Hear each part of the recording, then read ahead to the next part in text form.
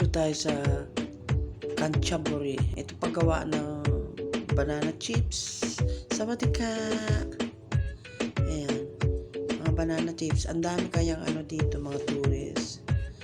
Pag Sabado. Ito yung nila, barbecue nila. Halos mga chicken dito dahil mga Muslim din sila.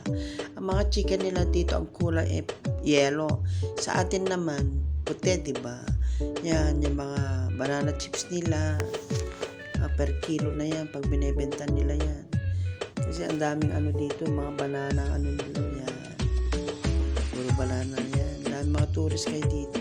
Sayok Waterfalls. Kanchaburi yan. Yung chicken nila yan. Mura kaya yan. Yellow yung kulay ng native yan. Native. Native yan. Yan pork yan. Yan. Pira naman ang pork dito. Puro chicken sa fish. Ang nila